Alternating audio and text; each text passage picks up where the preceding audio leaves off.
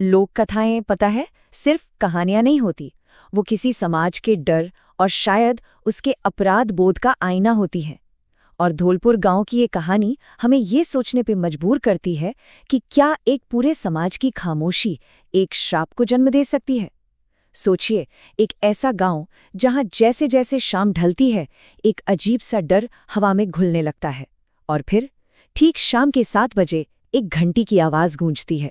ये कोई आम घंटी नहीं है, ये एक चेतावनी है।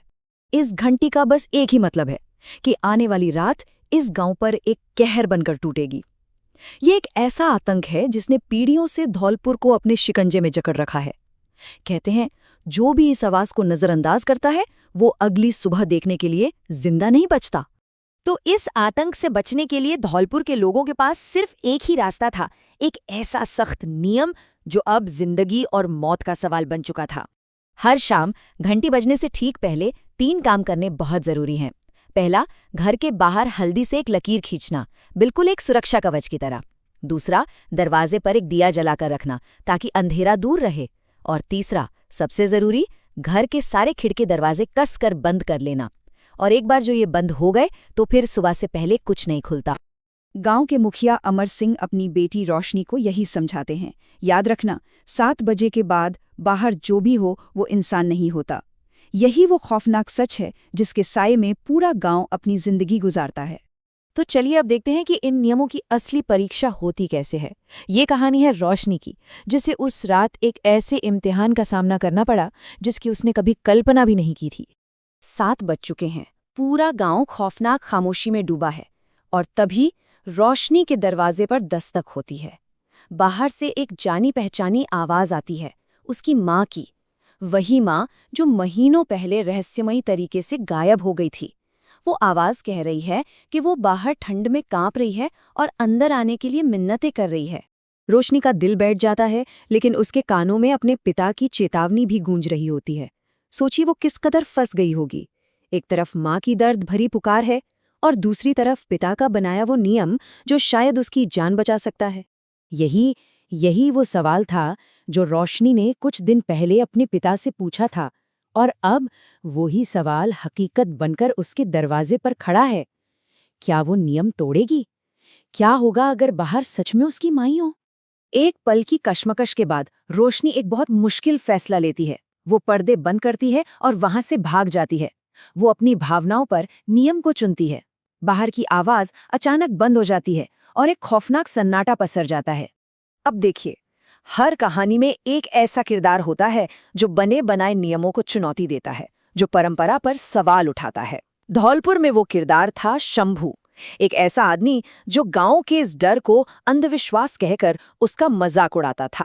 जहां एक तरफ पूरा गांव अपनी सुरक्षा के लिए हर नियम का पालन कर रहा था, वहीं दूसरी तरफ था शंभू, जिसने इन सब की कोई परवाह नहीं की। न उसने हल्दी की लकीर खींची, न दिया जलाया, और तो और दरवाजा भी खुला छोड़ दिया, जैसे वो सीधे सीधे खतरे को दावत दे रहा हो। और खतरा आ ही गया। उस रात शंभू के दरवाजे पर भी एक आवाज आई। ये आवाज उसकी पत्नी मालती की थी, जिसकी मौत 5 साल पहले हो चुकी थी। नशे में और अपनी पत्नी की याद में डूबे शंभू ने वो गलती कर दी जो रोशनी ने नहीं की थी। उसने दरवाजा खोल दिया। इसके बाद क्या हुआ? इसके बाद पूरे गांव ने सिर्फ उसकी एक दिल दहला देने वाली चीख सुनी। शंभू ने अविश्वास की कीमत अपनी जान देकर चुकाई। शंभू की मौत एक तरह की चेतावनी थी कि अब सिर्फ नियमों के पीछे छिपने से काम नहीं चलेगा। अमर सिंह को एहसास होता है कि इस श्राप से बचने के लिए इसके सच का सामना करना ही होगा, और वो रोशनी को उस जगह ले जाते हैं जहां से इस पूरे आतंक की शुरुआत हुई थी। गांव का एक पुराना मनहूस कुआं। 50 साल पहले की बात है। एक जालिम जमींदार ने बिरजू नाम के एक मजदूर का पानी बंद कर दिया था। डर के मारे गांव का एक भी इंसान उसकी मदद के लिए आगे नहीं आया। बिरजू तो मर गया, लेकिन उसकी पत्नी और बीमार बच्चा भूखे प्यासे भटकते रहे। जब किसी ने मदद नहीं की तो उस औरत ने मरते मरते पूरे गांव को श्राप दे दिया और अपने बच्चे के साथ उसी कुएं में कूद गई। अमर सिंह अब जानते थे कि छिपने से ये श्राप कभी खत्म नहीं होगा। इसे तोड़ने का एक ही तरीका था, इसका सामना करना। उन्होंने गांव के उस पुराने पाप का प्रायश्चित करने के लिए उस कुएं में उतरने का फैसला किया। पर उनके पास वक्त कितना था? सिर्फ 10 मिनट। शाम 7 बजने से पहले उन्हें नीचे जाना था, उस आत्मा का सामना करना था और वापस ऊपर भी आना था। अगर 10 मिनट में वापस नहीं आए तो वो भी हमेशा के लिए उसी अंधेरे का हिस्सा बन जाते। कुएं के अंदर का मंजर सोचिए। पानी नहीं, सिर्फ घना अंधेरा और चारों तरफ कंकालों का ढेर। वहां एक आवाज ने उन्हें चुनौती दी, यहां जो आता है वो वापस नहीं जाता। लेकिन अमर सिंह वहां लड़ने नहीं बल्कि पूरे गांव की तरफ से माफी मांगने गए थे। जब उस आत्मा ने 50 साल में पहली बार किसी के मुंह से सच्ची माफी सुनी तो कुछ बदला। उसने कहा, अगर ये गांव अपने गुनाह मानने को तैयार है तो शायद अब ये अंधेरा यहीं थम सकता है। ये श्राप के टूटने का पहला संकेत था।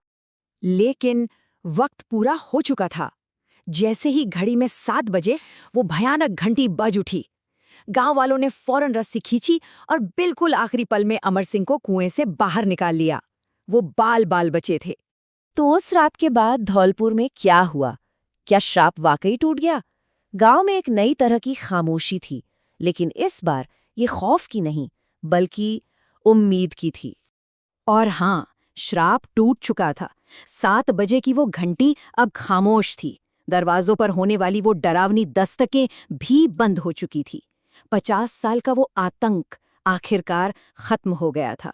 एक रात रोशनी ने उस औरत की आत्मा को आखिरी बार देखा, लेकिन इस बार वो डरावनी नहीं थी, बिल्कुल नहीं। उसके चेहरे पर एक अजीब सी शांति थी। उसने रोशनी की तरफ देखकर धीरे से मुस्कुराया और फिर हमेशा के लिए अंधेरे में गायब हो गई। उसे मुक्ति मिल गई थी। तो क्या ये सिर्फ एक डरावनी कहानी है? नहीं, धौलपुर की कहानी असल में एक आईना है जो हमें दिखाता है कि एक समाज की चुप्पी की कीमत आखिर क्या होती है।